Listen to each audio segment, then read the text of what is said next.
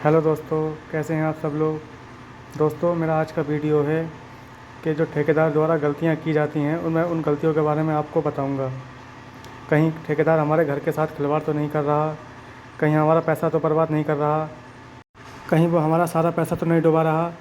दोस्तों, जो ठेकेदार होता है उसका क्या काम होता है, वो अपना सारा सामान बचाना चाहता है। वो शटरिंग की जगह हमारे ईंट लगा देता है, प्लेटों की जगह पे चार्ली लगा देता है। ये उल्टा सीधा मटेरियल लगा करके वो किसी तरीके से कहीं ना कहीं काम करते रहते हैं और हमारे सपनों के घर को उजाड़ कर रख देते हैं।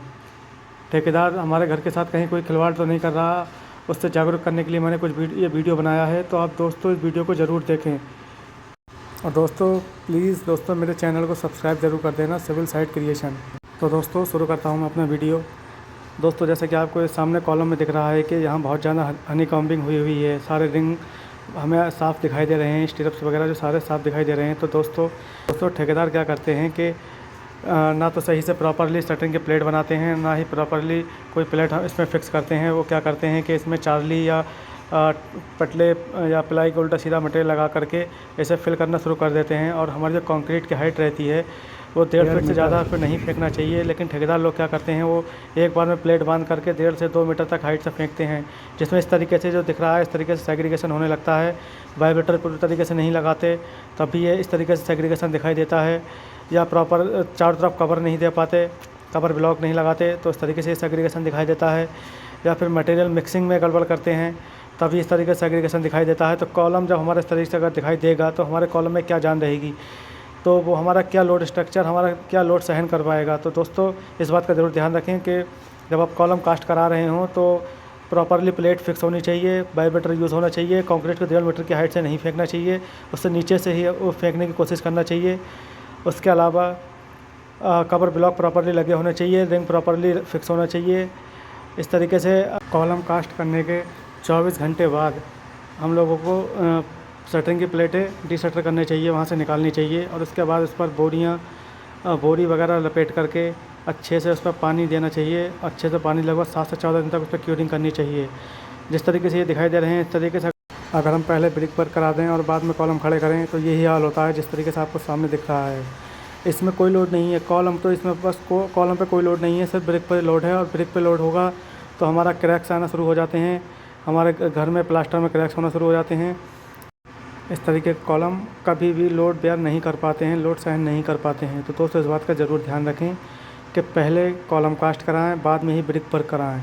और क्यूरिंग का तो बहुत ही ज़्यादा ध्यान रखना है। तो दोस्तों, अगर आपके समझ में कॉलम से रिलेटेड कोई भी क्वेश्चन नहीं, कुछ समझ नहीं आया हो तो आप मुझसे कमेंट में पूछ सकते हैं, मैं आपको जल्द से जल्द रिप्लाई देने की कोशिश करूँगा। तो दोस्तों अब शुरू करते हैं ब्रिक वर्क। ये देखिए सामने जैसे दिख रहा है कि ब्रिक वर्क किस तरीके से किया हुआ है। ये अगर इस तरीके से हम ब्रिक वर्क करते हैं तो जिगजैग ब्रिक वर्क उल्टा सीधा हो जाता है, तो इसमें हमारा ये लोड सहन नहीं कर पाएगा। कुछ ही दिनों में हमारे प्लास्टर में क्रैक्स आना शुरू हो जाएंगे और ये दीवार गिरना शुरू हो जाती है। अब ये सामने देखिए कितना अच्छा नज़ारा है, सामने देखिए एकदम बिल्कुल कितना अच्छा ब्रिक वर्क किया हुआ है कि सारे ब्रिक वर्क की सो ही बिगाड़ के रख दी है। इस तरीके के ब्रिक वर्क बिल्कुल बेकार हैं, सारे फेलियर कर देते हैं हमारे कंस्ट्रक्शन को, हमारे स्ट्रक्चर को। तो दोस्तों इस बात का ज़रूर ध्यान रखें कि ब्रिक वर्क कैसे कराएं। और शटरिंग की प्लेट जैसे जिस तरीके से लगी हुई है देखिए एक लेवल में नहीं है, कहीं पे डोर बंधा हुआ नहीं है, कोई कुछ लगा हुआ नहीं है। तो इस बात का अगर प्लिंथ आप करा रहे हैं तो या बीम करा रहे हैं तो इस बात का ज़रूर ध्यान रखें कि जो प्लेट्स लगी हों वो एक सूते में लगी हों, एक लाइन में लगी हों। और ये देखिए कॉलम में किस तरीके से ईंट लगा करके कॉलम को कास्ट किया गया है, इसमें किस तरीके से कास्ट किया गया है। सारा जो कॉलम का हमारा पानी होगा वो सारा पानी हमारी ब्रिक पी जाती है और सीमेंट हमारा अपनी प्रॉपरली स्ट्रेंथ नहीं ले पाता है। और ये देखिए सामने हनी कॉम्ब किस तरीके से दिखाई दे रहे हैं। अगर हम प्लिंथ कास्ट करा रहे हैं तो दोस्तों इस बात का ध्यान रखना कि जो प्लेट्स हैं वो एक लेवल में होने चाहिए, धागे में होने चाहिए। और उसके अलावा उसमें कवर ब्लॉक दिए हुए होने चाहिए, उसका डिज़ाइन मिक्स ठीक होना चाहिए, मिक्स रेशियो में कोई गड़बड़ नहीं होनी चाहिए। ये देखिए सामने जिस तरीके से दिख रहा है इस तरीके से नहीं होनी चाहिए, प्लेट एक लेवल में दिखाई देनी चाहिए। ये जिस तरीके से बाहर निकली हुई है बाहर ये नहीं होनी चाहिए। तो दोस्तों इस बात का ज़रूर ध्यान रखना है। ये छोटे छोटे काम ही हमारे घर को बहुत बड़ा नुकसान पहुंचा देते हैं। छोटी छोटी कमी होती हैं लेकिन हमारे लिए घर के लिए बहुत बड़ी कमी दिखाई देती है, हम लोगों को सिर्फ लगता है कि छोटी कमी है। ये देखिए सामने इसमें सिर्फ रेत ही दिखाई दे रही है, बजरी का तो कहीं से कहीं तक नाम निशान नहीं लग रहा है, बहुत ही कम बजरी दिखाई दे रही है। तो दोस्तों डिज़ाइन मिक्स में कोई गड़बड़ नहीं करना है, किसी रेशियो में कोई गड़बड़ नहीं करना है। अब आप ये देखिए कि ना ही कॉलम से ये अच्छे तरीके से प्रॉपरली जॉइंट है, और ना ही ब्रिक वर्क से। किस तरीके से आधा बाहर और आधा अंदर दिखाई दे रहा है। तो दोस्तों इस बात का ज़रूर ध्यान रखना कि सारा कुछ एक लेवल में दिखाई देना चाहिए। अब ये आप देखिए, ये हमारा रहता है अपर बीम, ये हमारा विंडो के ऊपर रहता है, लिंटल बोलते हैं इसे। तो ये देखिए किस तरीके से लिंटल और स्लैब के बीच में किस तरीके से बॉन्डिंग की गई है, ना ही इसमें कोई प्लेट्स है ना ही कुछ। तो दोस्तों इस बात का भी ध्यान रखना। और दोस्तों ये कि देखिए, अगर हम जब स्लैब कास्ट करते हैं तो उस समय हमें इस बात ध्यान रखनी चाहिए कि जब हम स्लैब कास्ट करा रहे हैं तो उससे पहले क्या चेक करना होगा हमें।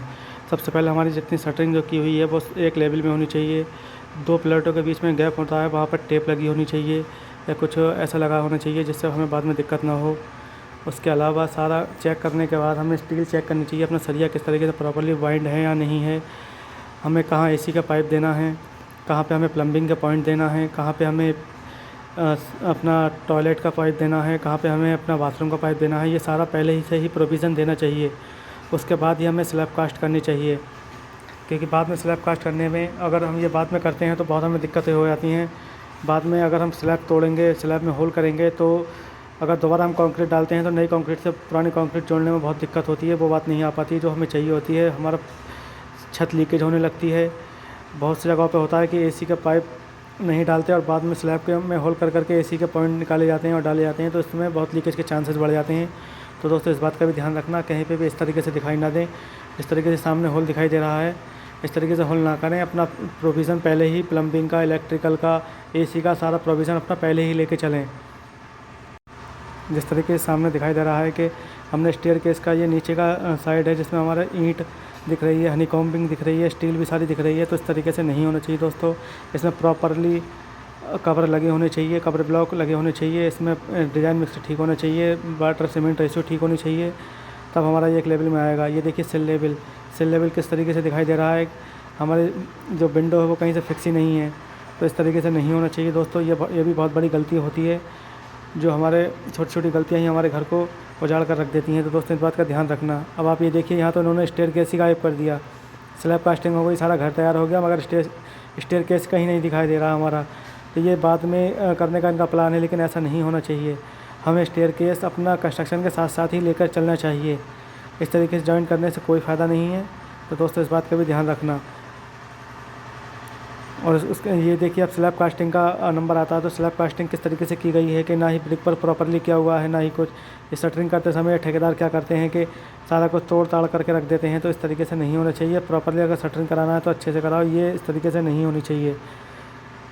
जब हम लोग ब्रिक वर्क करते हैं तो उसमें आप देखना कि ब्रिक वर्क में कहीं मोटार 20 mm, कहीं 10 mm, कहीं 5 mm दिखाई देता है। तो इस तरीके से भी नहीं होनी चाहिए।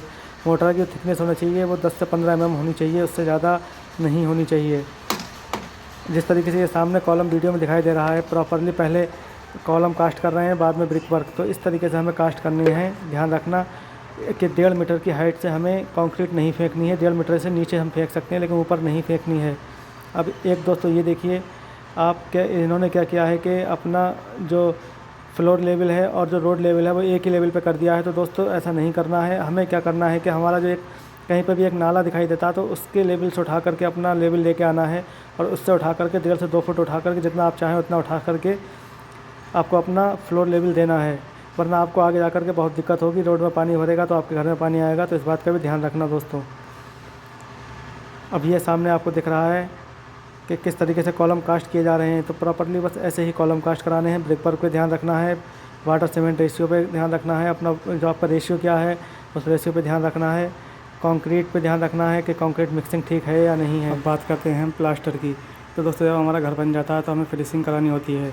तो दोस्तों सबसे पहले हमें क्या कराना है, अपनी इलेक्ट्रिकल की फ़िटिंग, अपनी एसी की फ़िटिंग, अपनी प्लम्बिंग की फ़िटिंग। सबसे पहले हमें ये जो भी फ़िटिंग आप कराना चाहते हैं, गीज़र फिटिंग है, जो भी फ़िटिंग आप कराना चाहते हैं पहले वो फ़िटिंग कराएं, उसके बाद ही प्लास्टर कराएं।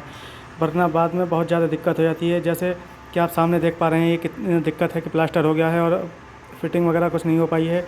ये बहुत दिक्कत हो जाती है। तो पहले दोस्तों फ़िटिंग कराएं, सारी फ़िटिंग जो भी आपको करानी है उसके बाद ही प्लास्टर कराएं। प्लम्बिंग की फ़िटिंग है, जो भी फ़िटिंग आपको जो भी कराना है आपको बाद में कराएं। तो दोस्तों बाकी मैं अपना सेकंड पार्ट लेके आऊँगा कि इसके बाद हमें क्या करना है। टाइल्स हमें कैसे लगानी है, हमें फॉल सीलिंग कैसे करनी है। तो दोस्तों मैं ये वीडियो भी लेके आऊँगा। तो दोस्तों इस बार अभी मेरी वीडियो को सब्सक्राइब कर, मेरे चैनल को सब्सक्राइब कर दें, मेरे वीडियो को लाइक कर दें, शेयर कर दें, अपने दोस्तों के साथ शेयर करें। तो दोस्तों बहुत मेहनत से ये वीडियो बनाता हूँ मैं। प्लीज़ दोस्तों मेरे चैनल को सब्सक्राइब कर दें। अगर किसी का कोई क्वेश्चन है तो दोस्तों आप कमेंट बॉक्स में आकर के मुझसे पूछ सकते हैं, मैं जल्द से जल्द रिप्लाई करूँगा। और दोस्तों मेरी वीडियो देखने के लिए धन्यवाद। बोरियाँ जो आती हैं वो उसे लपेट करके उसे तराई पे देनी है, जिससे हमारी प्रॉपरली